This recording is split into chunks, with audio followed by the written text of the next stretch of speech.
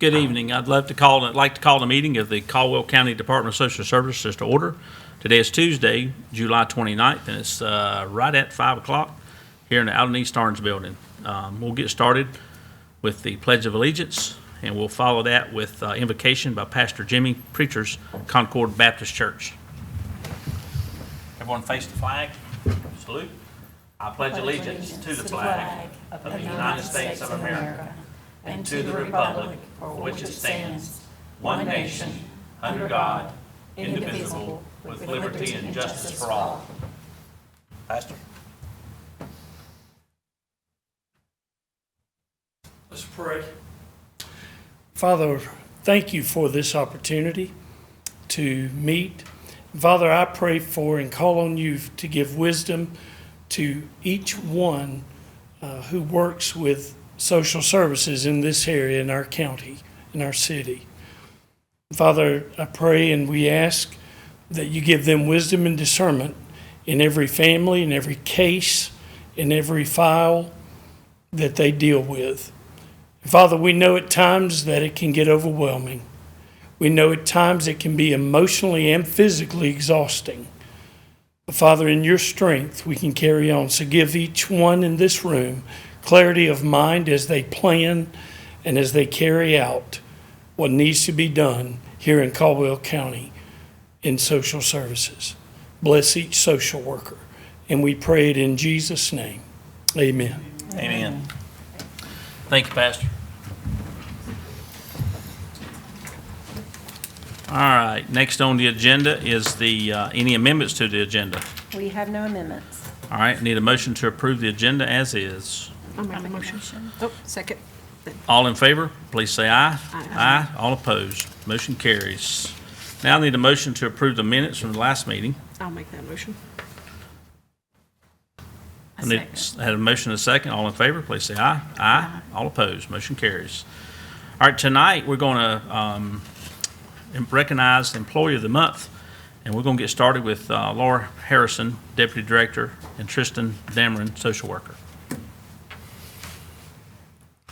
So this is Tristan. Tristan works as an assessor. Well, sorry, he did kind of do that too.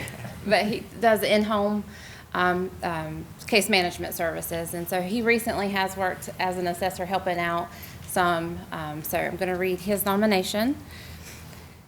This person comes to work ready and is willing to do whatever the day demands, and they always have a smile on their face. Their positivity and enthusiasm are often contagious, and for that, many of us are grateful.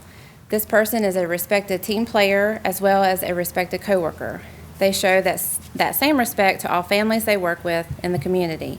They often do unpleasant tasks while showing great empathy and kindness to all involved. This person is not only a great team player for their assigned team, but the entire department. They are often the first to volunteer, to be the face of the department at public functions, and never do extra tasks begrudgingly. In one recent 4-day week, this person could be found doing their own assigned home visits, making sure their documentation meets state standards, driving someone else's client to a drug screen, trying to locate absent parents for another discipline, volunteering to cover what was supposed to be a slow night of on-call, but then actually initiating an immediate response of physical abuse, joining a new committee, and happily standing outside a restaurant in a giant dog suit. This person says that though some days at work are hard, he has never had a bad day. For these reasons, I would like to nominate Tristan Dameron as Employee of the Month. So I will say that Tristan does volunteer for a lot of our community stuff, and he was out front on our Spirit Night at Highway 55 in Paw Patrol uniform. Yeah, that's awesome. Was it 95 degrees? It was hot. You got to really challenge him next But time. it was hot. Yeah, it was warm. Yeah. Well, challenge him next time. Do it at about 3 o'clock in the afternoon when it's 95. Yeah, I'm just kidding. Tristan, we appreciate all your hard work, my friend. It's, we're very blessed with some great employees, and keep up the great work and keep leading by example, and we'll get some more follow you. So Thank you. Thank you. Thank you, guys. Yep. Thank you, Tristan. All right, next, Mary Patterson, Customer Service and Energy Supervisor, and Jonah, is that how you say that? Joanna Sanchez. All right. All right. Again, my name is Mary Patterson. This is Joanna Sanchez. She's on the customer service team, but she's the agency interpreter. And I am honored to stand before you this evening to read this nomination, and it reads, I would like to recognize this person for having an outstanding attitude, dedication, and a commitment to helping others. She consistently demonstrates a positive attitude to those around her, creating a warm, welcoming environment for both coworkers and clients. Her approachable nature and ability to make others feel comfortable is truly outstanding. She is a great listener and is always asking, how can I help? And genuinely means it. Whether it's assisting a colleague outside of her usual responsibilities or jumping in wherever she's needed, she never hesitates to lend a hand. Her selfless character is evident in her willingness to help in any area, always putting the needs of the agency first. She recently signed up to sit with children in DSS custody, demonstrating her care and responsibility for those we serve. She doesn't wait to be asked and often reaches out, offering her time, expertise, and support whenever she's seen as an opportunity to make a difference. Joanna Sanchez represents what it means to be a team player and a compassionate person. The example she sets makes her an ideal candidate for Employee of the Month. So I would like to say that I was fortunate enough to sit in on the initial interview when she came to Department of Social Services. And for lack of a better term or professional words, I liked her from the beginning. So, she's going into her 6th month being with the agency, and she really has just adapted very well, and she has just really come into the culture, and she has become part of the culture and what we believe in the Department of Social Services. And as I want to leave with you, I've told her often that not only is she an asset to the customer service team, but she is an asset to the agency as a whole, the whole Department of Social Services. So I present to you again, Joanna Sanchez, our agency interpreter. Well deserved. We appreciate all your hard work. Thank you. So you've been here 6 months, you're already Employee of the Month. That's a good sign. I know. And That means you're really stepping up. Yeah. That means you're really stepping up to the plate. So we appreciate all your hard work and everything you do. And one of the things that stuck out to me is you don't wait for somebody to ask you to do something. I think that's great. I think it's always good when we have people that are willing to take on extra work and do the things that you're doing to make a difference to our citizens in our county here. So thank you for all you do. Thank you so much. Thank y'all. Absolutely. We're blessed to have her. Thank you. All right, next on our agenda is recognition, and we're going to get started with the 2025 graduates. Lawanda Knox.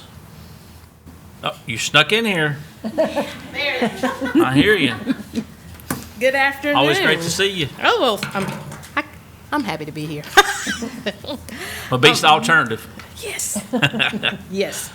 I have the great pleasure of recognizing the 4 graduates from our agency. We have Jamie A., who graduated, I'm not quite sure what high school, but she graduated.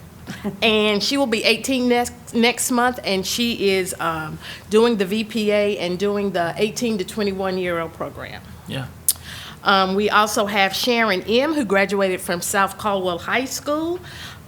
She is planning to attend Caldwell Community College to get her associate's degree in cosmetology before transferring to a 4-year university or college for her bachelor's degree. But one of the best things about this is that she was adopted, and her adoption was finalized on April 17th, 2025, so she graduated as an adoptive young lady. Our 3rd graduate is Alexis K. She's a proud graduate of West Wilkes High School, and while she was a student there, she was a member of HASA, which is the Future Health Professionals. In March 25th, she and the school attended the state competition in Greensboro, and she competed in respiratory therapy and placed in the top 10 in the state. She's worked a part-time job for over 18 months at Brushy Mountain Barbecue, and she did that to help purchase a car. She plans to major in respiratory therapy at Wilkes Community College when she begins in the fall. And even on a better note, her adoption was finalized on June 2nd, 2025. Last but not least is Bryson G., who graduated from East Burke High School on May 31st, 2025. He worked part-time his senior year, first at Burger King and then later at Autumn Care in Drexel. His future plans include attending the UTI, the Universal Technical Institute in Mooresville, to pursue the degrees of automated technician and mechanical engineer. And great news, his adoption was finalized on May 19, 2025, 7 days before his 18th birthday. That's So we're awesome. very proud of our graduates and know they're going to make some wonderful contributions to the world. Absolutely. you. So for the people at home, we understand it. Real quick question for you. Okay. For the people at home that are watching at home, tell us who those kids are. I mean, obviously they were in. They were in the custody of DSS. Okay. And, you know, for teenagers to be adopted, it's very hard. 2 were adopted by foster parents, and 1 was adopted by a relative. I'm not quite sure the Jamie's permanent plan, but she graduated and has decided that she needs the support of the agency, the department, and those types of things. So she's going to sign a voluntary placement agreement to help pursue either her education or work for the next 3 years, or how long she stays with the program. That's So yeah, awesome. they were 3 were Children. former Yeah. foster children, and 1 is going to remain. Yeah, that's pretty amazing when you think about where these kids have been and the lifestyle, where they've grown up and how they've come through, and then Right. to be able to find the success that they found. Oh, yes, It's and pretty we're very amazing. proud So, of them. and it- And most of them still continue with the Links program, that support from the Links Mm-hmm. program. So I know at least 2 of them, I'm not sure about others, went with the Links program last week or the week before to Carowinds. That's awesome. So, yeah. Well, thank you and your staff and everybody who's involved in those children's lives. So it means a lot. So thank you. You're welcome. All right, next. Chris, I got to admit, it's going to be hard to follow that, buddy. I mean, we always look forward to seeing you, but I'm having- a let down every month. having Donnie, 4 so, you know, I'm foster kids accustomed to graduate, having 4 kids graduate, it's going to be hard to follow. So just want to give you a heads up. Yeah, well, yeah, not surprising. Not So surprised Chris is going at to give all. us our financial report for. The numbers are always a little boring. So. Looking at our June financial report, the highlighted numbers on this new format is what I will just kind of cover briefly. Expenses for the month came in at just over $1,356,000. Revenues were almost $974,000. Therefore, our county dollar expense for the month was just over $382,000. Looking at our year-to-date comparison to prior year, through June, expenses were up more than $1,430,000. Revenues were just shy of $893,000 higher. Therefore, our county dollar was $537,000 higher than same time prior year, which is not surprising due to a number of factors.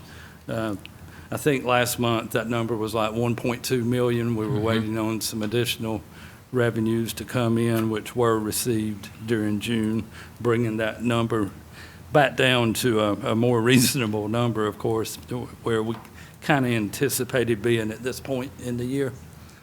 Be happy to try to answer any questions if you have So the any. 537,824, that's a final closeout, No. closing the books? Okay. No, no, closeout will cover that next month. Okay. And I'm very confident it'll be considerably less than that Okay. due to some different factors we'll discuss next month. But the county closes out fiscal year '25 at the end of July. So after we get our July reports, we'll have our final numbers for Understood. fiscal year '25. Understood. All right. Anybody got any questions for Chris? Thank you, sir. Appreciate you as always, my Thank friend. you. Keep up the great work. All right, next on the agenda is the director's report. Ms. Kim Arnett. So we'll start by looking at our personnel report, which is a new format for you guys this evening. Caitlin, our administrative officer, decided to put that in a different format so that it would be easier to read. I think that it's helpful when it's broken down in this way, so hopefully you guys, have a better time conceptualizing what the vacancies are that we do have. Laura and I were actually talking when we looked at this personnel report in preparation for the meeting tonight, because we were talking about what is affecting our child welfare turnover right now. We were really looking at that and trying to problem solve around how do we positively affect that? How can we, from our hiring processes all the way through, through our practices every day. And so what I will say about this is you see the vacant positions in the middle section here, middle table, and there are what looks like 4 of our investigative assessment and treatment staff. I'll say that one of those you can see is our in-home staff. And so we have a team of 5 in-home workers, and that particular discipline has been a little less busy than our assessment staff. And so we've been focusing on getting our assessment staff hired first. So you'll see that that's been there for a little while, but that's intentional because we're looking at filling the higher need positions first. You'll also see an on-call position. So our on-call staff, one of our full-time on-call staff decided to stay home with her children, and so she left us just a bit ago. So not all of those are daytime in-house staff, and so that does make a difference when you're looking at workforce and workload as far as the practices or day-to-day practices go. We did talk some today about just kind of trying to revamp our hiring processes because we have had some folks who just haven't made it through their probationary period, several, I will say. And so we talked about, well, what are the causes of that? And so do we need to look at how we're hiring and what the interview process looks like? And so we're going to be meeting on, do we need to revamp that so that we can maybe more accurately assess skill and in the beginning, so that when they do get into the field, we're not having to say, okay, this is just not, you're not making progress. This really isn't the best fit for you. So we're going to be looking at that. And again, I will also add, and I know we've said this over and over, our applicant pool it's very shallow, for lack of a better word. We just do not have a lot of applicants. And the ones that we do have are inexperienced, or we've had several turn us down for salary. So we're really struggling in this area right now. So any questions about that? On a positive note, you'll see our income maintenance caseworkers. Is there any thought other than pay around why we have such a turnover rate there? High turnover rate. I mean, you got to think it's a tough job. It's a tough job. And are we making sure that they have a true understanding of exactly what they're going to be doing when they come in? We do. And if do you want to say that?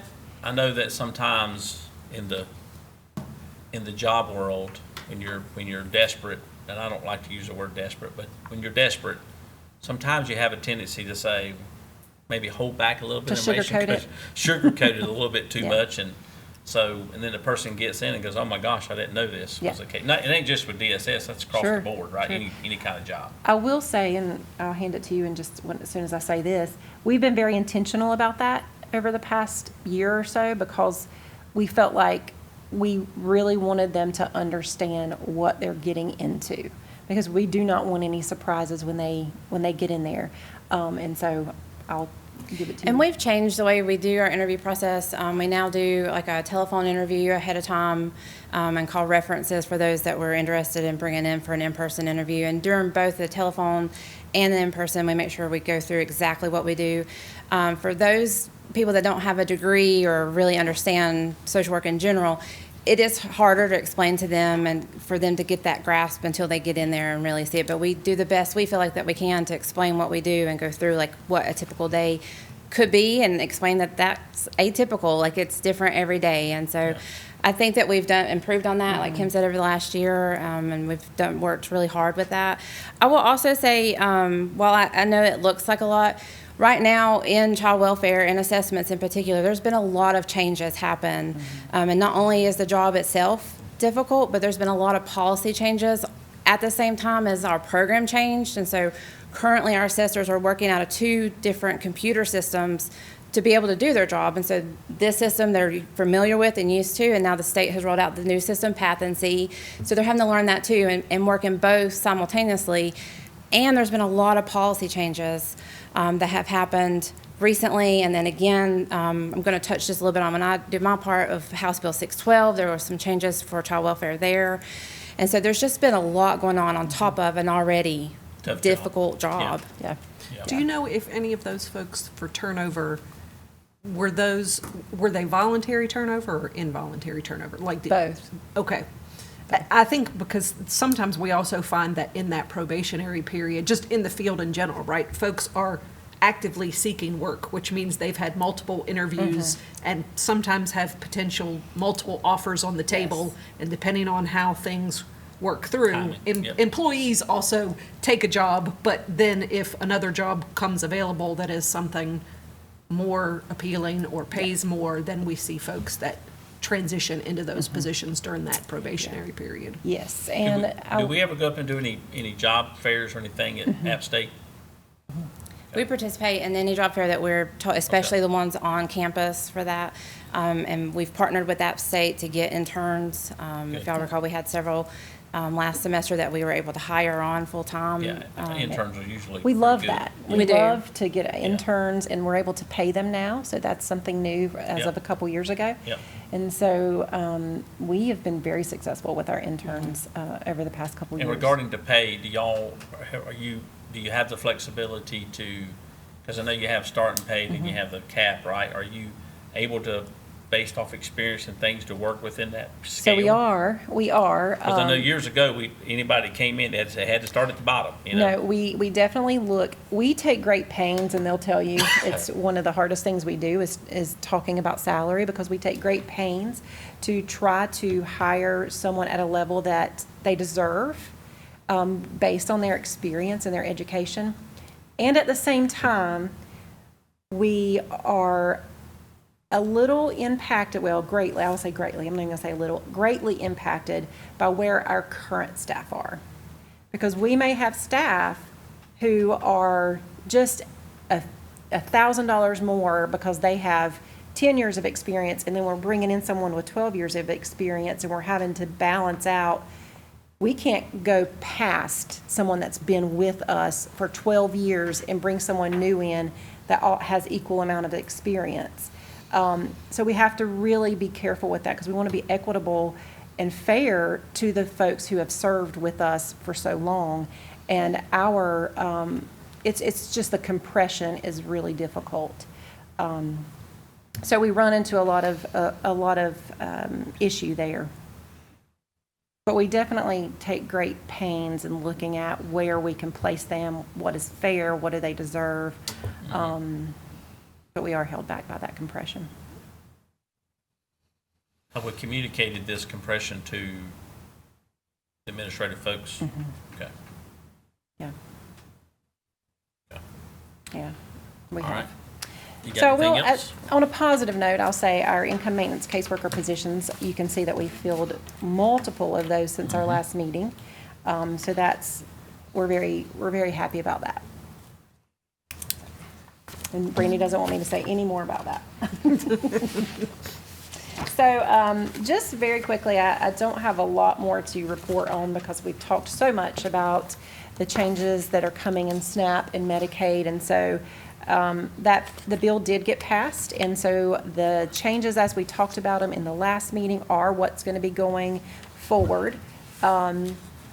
We do not know at this point what that's going to look like as far as the state budget goes, and then what's going to be pushed down to the local governments. I do have a timeline that I'll go over just very quickly with you guys. So SNAP work requirements are going to be changes in their work requirements are going to be taking effect July to September. Some of those changes are moving the age 18 to 64 instead of 18 to 65. Some other exemptions have been eliminated, such as those experiencing homelessness and children aging out of foster care. So those will begin July, September 2025. So then moving forward, what we're looking at is the General Assembly, North Carolina General Assembly, looking at their budget and deciding what they are going to be able to fund and how they're going to fund the work requirements in Medicaid that's going to be moving forward. And also the administrative piece of the recertifications that are going to be moving to 6 months versus a year.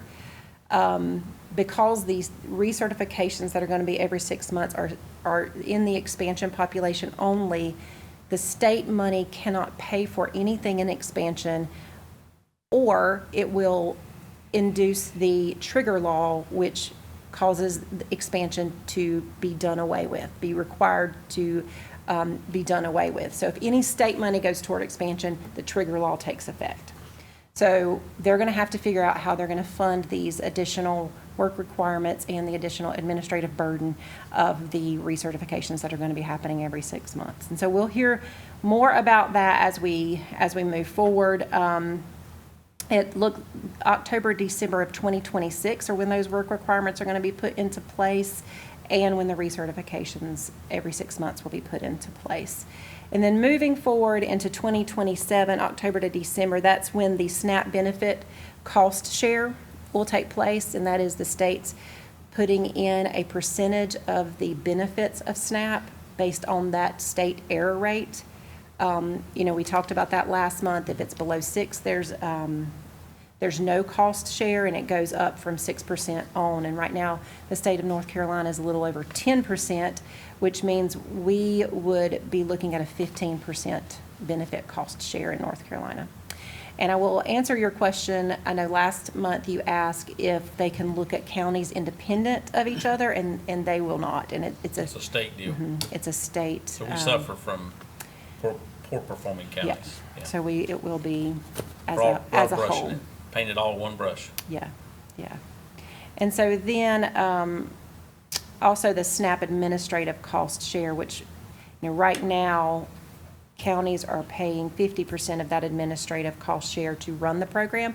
We're going to be paying 75% of that starting October, December of 2026. Yeah, I think the magic question here to me is, I don't think we're really going to know the true impact for some time. Because I think is what I'm hearing, from the grapevine is as things start to roll out, because they pulled it all back, right, to try to fix some of it. And as they start, moving forward, I think there's going to be, for lack of a better term, there's going to be some, oh, wait a minute moments. Mm-hmm. Maybe we cut that a little bit too much. Mm-hmm. And then, so I don't think we're really going to know what the true impact, whether it be the state level or the county's level, for probably another year or so, just because I guess it's more like a work in progress. And I think they're going to do these things, they're going to roll it out, and then they go, wait a minute, I probably need to fix this and roll this out. Wait a minute, we probably need to, So I think there's going to be a lot of that at the state and the federal level. Mm-hmm. And I don't think what we're seeing today is going to be, what we're hearing and seeing today is going to be the final product. I just don't believe that. Based on what I'm hearing. CMS is really working on trying to get some rules set around the Medicaid work requirements, and they talked about, they haven't established rules yet around that, and so they can't push that to the states until they figure that out. So everybody right now is trying to figure it out. Yeah, so. And we just have to, as we go forward, we have to play with the cards we were dealt, and not worry too much about. We can't get caught up in what we think might happen. Right, because if we worry so much about what we think might happen, we're going to be spending a lot of time, a lot of energy on something that may not happen. Does that make sense? Yes, I think there's a balance between being prepared and being overly concerned. I agree with you. Yeah, we have to be prepared, and I think we have to prepare ourselves kind of mentally for the worst case scenario. Yeah. But just kind of know that it's a worst case scenario. Right. It's just my 2 cents, whatever it's worth. Anybody got any questions for Kim? Thank you, Kim. Child Services, Laura Harrison, back up again, Deputy Director. Okay, so we'll look at our numbers here in your packet. So you'll see that the number of reports that came in went down drastically. We're thankful for that. If you'll recall, last month, or May, I should say, sorry, we had a very high, more so than we've had in a very long time. So glad that that number went down.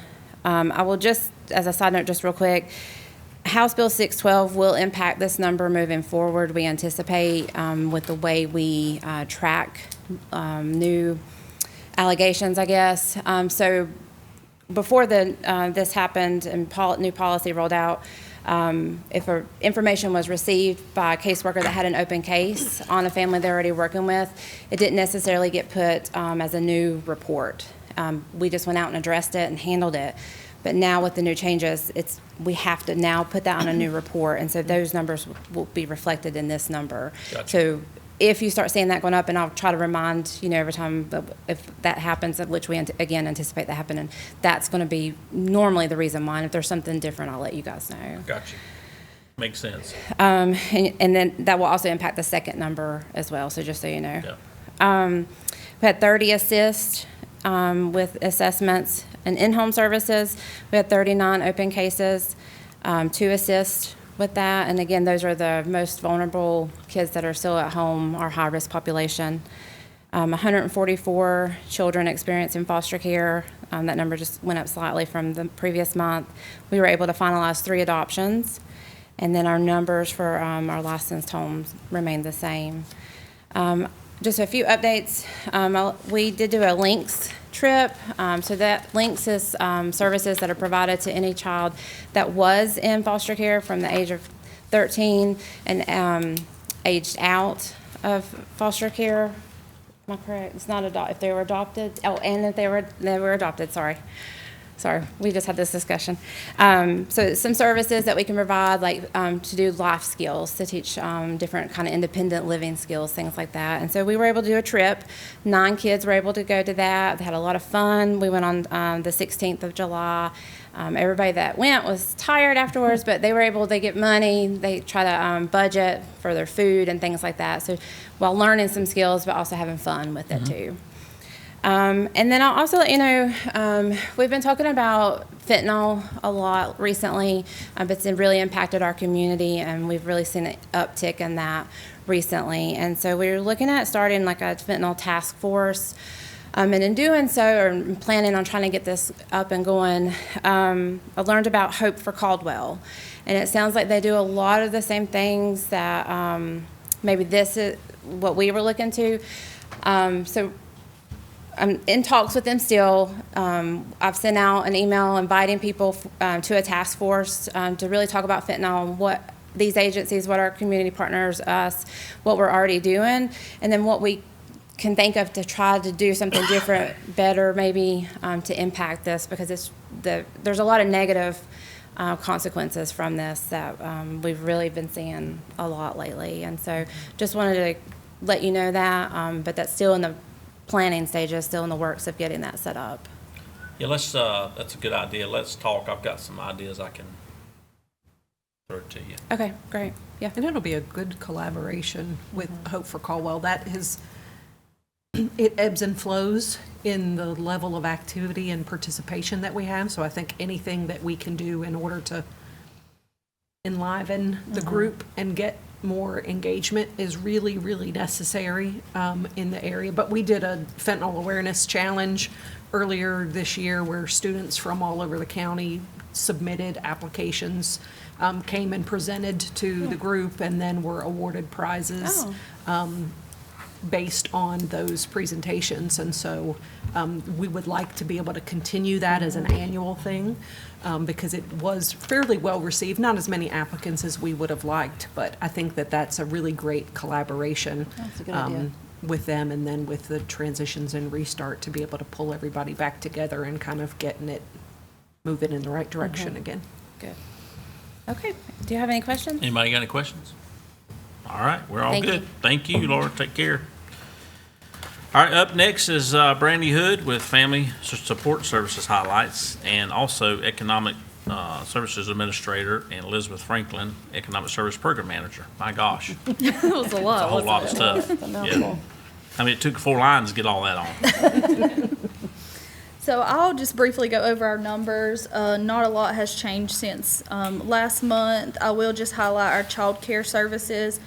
The applications increased a little bit, and that's just from sending out those. We removed a lot of children from that waiting list and just getting applications coming in for those child care services. Everything else is pretty similar.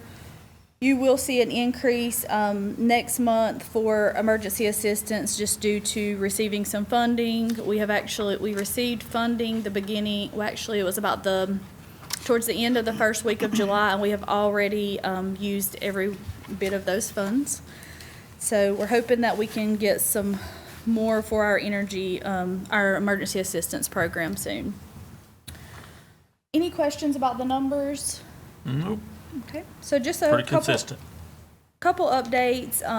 Our program integrity supervisor and program integrity staff went today to do a test for a certificate, and this gets me tongue-tied sometimes, but it's the United Council on Welfare Fraud, a certificate for that, and that just helps. It's actually recognized nationwide, and it helps provide these staff more of credibility when they're working on their investigation, and it also provides resources and networks with other states, and also offers additional training and things for our program integrity staff when they're doing investigation on fraud. So we're supposed to hear back on those tests within 3 weeks. So we're hoping they all got certified in that program and we can start some additional training there. Also, a little bit about child support. We got some final numbers for the fiscal year, and the goal for the total collections received was $5,123,954, and we actually received 106.79% of that goal. We received $5,471,660. We were actually number 6 in the state in total collections. That's awesome. Yeah. So I like to highlight them and their Pretty hard good. work. And then Elizabeth is going to talk to In you fact, a that little might have bit. even been a little bit better than what Mitch did. It's very, very Mitch, good. you listening? I actually Mitch think is that's listening. the first time we've got that big of a Yeah, percentage. that's awesome. Elizabeth is going to talk to you guys a little bit about the RETA audit. I got one question for you. Okay. On the fraud cases, and this came up some time back, and I didn't really think to ask you about it, but, I mean, how much fraud are we seeing? We see In a general rule, I mean, it's like true fraud. I know we might get reports of fraud, but when we start investigating, how much of it's true fraud? I don't have an exact number. I can get a number for you. Would you mind start including that? I will. Just on your, Yeah. yeah, the number of referrals Yeah. and the Yeah, ones we like- actually pursue. yep. Okay, I I'd can be definitely do interested to that. know how much, what happens to the fraud? How is the fraud settled? Are we sending people to jail? Are we, charging the money back? I mean, what's taking place in the whole fraud world, I can answer some of those questions. Okay. We do not do anything with court at this point. We are pursuing a lot of our food and nutrition fraud over the other programs. However, we do require them to pay money back to us. Whatever they misused, we request them to pay that back. If for some reason they do not complete the payment agreement that we set up with them, then the IRS will intercept taxes, and then the state will go in and do wage withholdings as well. Garnishments, yeah. Yeah. Okay, so we get it eventually? Yes. Yeah. Any reason why we don't chase them from a criminal standpoint? To my understanding is the DA, you want to? So that's something that has been established for a while. I think they met with the DA, and it was just decided that those cases weren't, it was more time consuming than it was productive for those type of cases. And they won't take them unless they're a certain. If it's 20 or $100, Yeah, the cost $20, benefits I get probably. it, but Right, and. what if it's a significant number? Like So what- I think it has to be, and I can't remember the exact number. 25,000. It has to be pretty significant for them to even consider court How long has it been action. since you met with DA on it? It was before. It was my before time. our time. So we need to meet with the DA again, Okay. because we have a different chief DA here now. And in 2026, the district is splitting. So we're going to have a DA for Caldwell, Burke, and you'll have a DA for Catawba by itself. So we'll be able to split that. So we'll have we should have a better opportunity to work directly with the DA's office on. I mean, again, I'm not saying that we have to charge everybody, but you get somebody who's first time, second time, third time type of thing, and they're really taking us for a ride. Yeah. We need to see criminal charges against it. I mean, it's just my opinion. I agree. I mean, I don't think, if I go out there and commit fraud, somebody's gonna charge me with it, right? And I think the problem is we get to a point where if there's no consequences to the action, I mean, if you got somebody who's, you got an order to pay it back, they don't pay it back, I mean, they eventually we get it back maybe if they get a tax return, but it's just, I think we could potentially curve some of it if we would maybe look at, criminal activity, because it is criminal. I don't know how does other counties do it, do you know? Kim? Some involve court and some don't. Okay. I think I just think it's time to maybe revisit it. Have a conversation with the DA and the chief DA here and see what his thoughts are on it. And not all fraud investigations end up substantiated. Right. Yeah, right. and exactly. And I'll give you an example. I know y'all next get a lot month of people that. who accuse people of fraud and don't ever really happen, right? I get it. And they, after their second offense of intentional program violation, they're permanently disqualified from the program. So they can't continue over and over. Well, my for personal certain opinion is things. if they do it the first time, they shouldn't get a second time. Right. They Just have a my personal sanction the opinion. first time. for Yes, a certain- 12-month disqualification. And then the second time, it's lifetime. Okay. And that's for the intentional side of it. We also have other levels of Yeah. the investigation. We can talk about it offline. I think it's worth a conversation with the DA's office. Yeah, Because since he's different, newer, yeah. been here a while, but, All right, anybody got any questions? So Elizabeth's Go going ahead. to talk to you a little bit about Yep. Rita.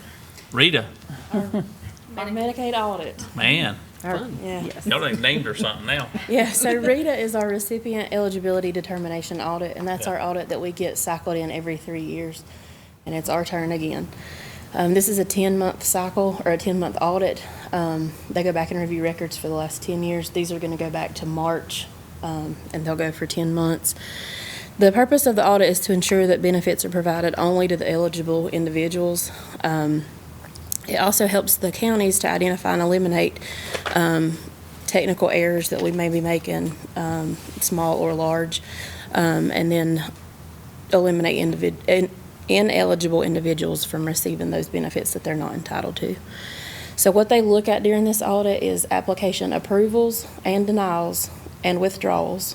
They look at recertifications that are approved to continue and recertifications that are terminated. And then they also look at what we call inquiries, and that's when someone just comes into the office, has questions, and for whatever reasons decides not to make an application. And they look at those to determine if we have discouraged them from applying. So monthly, we'll have 20 cases pulled, and that's going to be a mixture of all Medicaid programs for all of those categories. So we'll have, normally they do 10 application positive and negative outcomes, and then 10 on the recertification side. We have to meet a 96.8% accuracy rate for active and negative actions. So that would be eligibility. So we have to have 96.8% of those cases correct.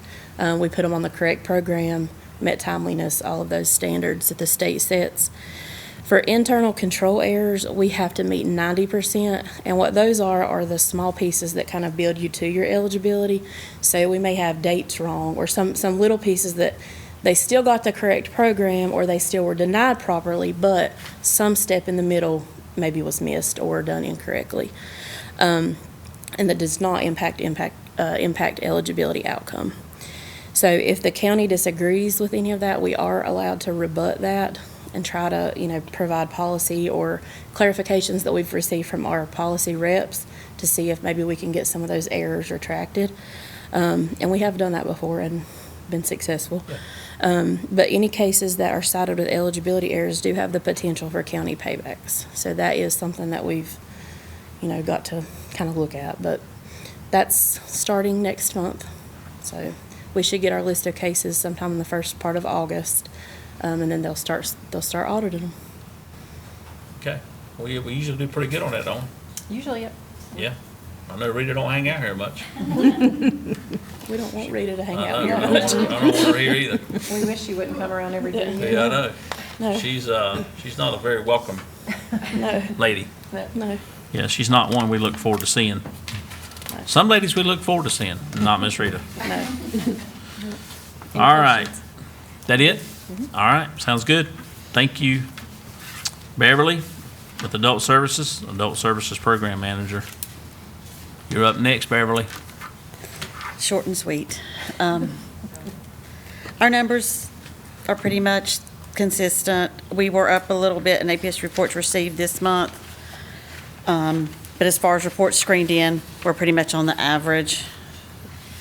And guardianship cases, 45, special assistance in-home has been pretty stable, between 50 and 53.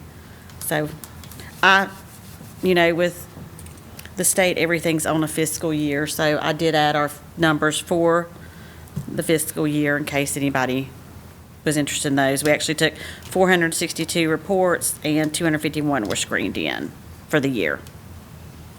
And that's about consistent with the year before, too. Any questions about our numbers? You know, I appreciate all y'all do with the community paramedics and stuff, and it seems to me that we're seeing more and more of the older adults that are, in need of some sort of care, and they have a tendency, it's pretty frustrating because they kind of fall between the cracks. They don't necessarily have, a lot of them don't have the ability, whether it be family or friends or neighbors or whoever, to try to take care of them, and then they understand that, when their mind's right and they can make, decisions on their own. It's really frustrating to see how they're living their lives as an adult. And I appreciate all y'all do, and I know that a lot of times our hands are tied and things we can and can't do, but I just feel like there's more and more of our older adults, elderly folks, are really struggling, and it's kind of sad to watch it. And We're living longer. I don't see it like y'all do. I mean, I know. Yeah. Yeah, that's a good point, Beverly, just saying, people are living longer. They are. That's a positive, and also sometimes that can be difficult. Well, I guess it's the poverty piece of it that really kind of gets me, is that, you see a person live their whole adult life and they do well, but all of a sudden they get to be where they're kind of alone, right? And nobody's checking on them, and they're just sort of floundering around out there in the world, and they don't have the income to They don't have support the income. services coming into the home. yeah. And we are a smaller county, and we don't have a lot of services. No, we don't. And it's kind of frustrating, you look at the income levels of some of these people that, worked all their lives, and, they're bringing home, $1,500, $1,600 a month, and Yeah. I mean, it's just hard, Yeah. And I know you guys see it all the time, so I just want to thank you for all y'all do, trying to do what you can. Thank you. Because it's it's a difficult position to be in, because it's there, you see it, the person needs it, but, and then you can't get them that, like, they don't want to help because they got so Right. much pride, right? They don't want Yeah. to help, so it's, you guys get caught in the middle a whole lot there, Yeah. you know. And it's hard for the community to understand that. Correct. We can offer services, we can offer everything, but an adult has the right not to Correct. accept that service. Yeah. And then for And other they need things, it, there's and you not know they need it. services. Yeah. Yeah, so. Yeah, it's obvious they need it, they just won't take it because Yeah. they're prideful, and I get it, it's just sad.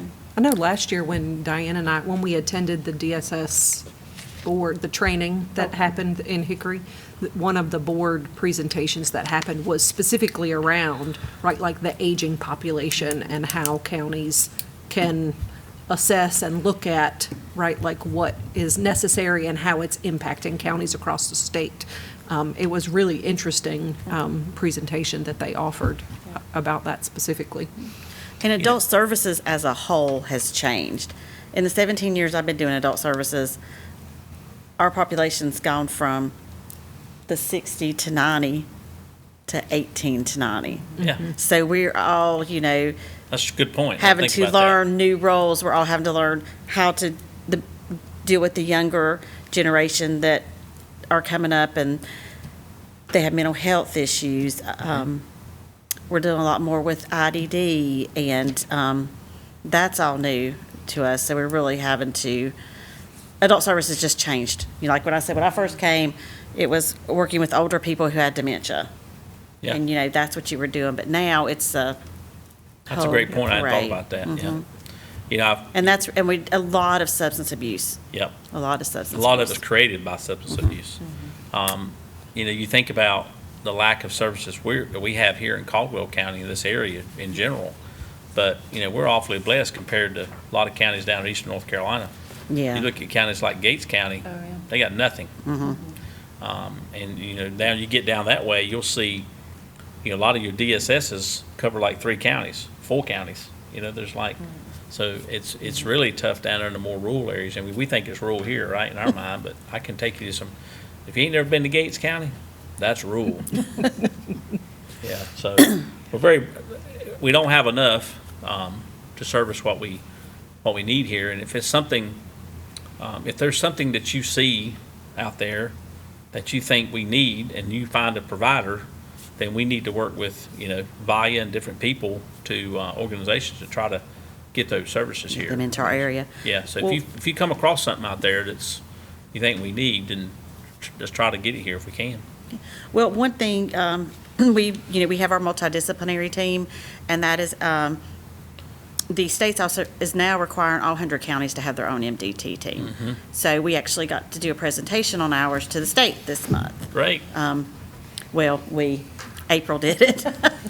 But, and our MDT, I think, is great. We have so many people in it. And one of the things that we've identified when we talk about problems in our county or issues that were arising that we don't know how to actually,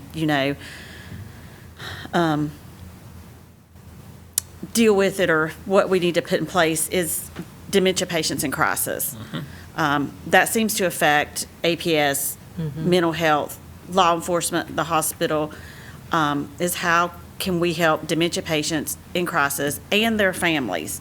So, we did take resource baskets to all the providers in the county, like primary care physicians, to give them some ideas of the resources. We think about educating the families from the beginning. But now we've teamed up with Jordan Jeffries at the Health Department, and he is trying to work on a grant that would allow us to provide a training for our county employees and local law enforcement, that come into contact, that could, be in a situation where they have a dementia patient in crisis. If we can receive the grant, what it will be used to fund a training. It'll be an all-day training where employees can come and we would have an actual simulation experience where they can see, the person can kind of learn what it is kind of like for someone who has dementia, what they're going through. So, and we would try to hold this training sometime between December and January, and it would be multiple groups that would participate and help us with this training. So I think just keep your fingers crossed that we can get this funding and provide it for the employees. Well, if we can't get it, we don't get it, we need to have a conversation around us funding it, trying to find it, because I think it's a very valuable training that's needed, because I know personally 2 fairly recent cases where somebody from out of state with dementia ended up in Caldwell County, and it was kind of like, well, law enforcement they have a job, right? They're law enforcement, so they're like, well, I don't really know what to do with her, and then with them, and then they pass them off to this person. They're like, well, I don't really know what to do, and then you get down the road, I don't really know what to do. So I love the fact that you guys are working on that, because I think it does seem to be more and more. Well, just last month, we had someone that law enforcement was called out to Yep. at NVA, and the person had dementia, and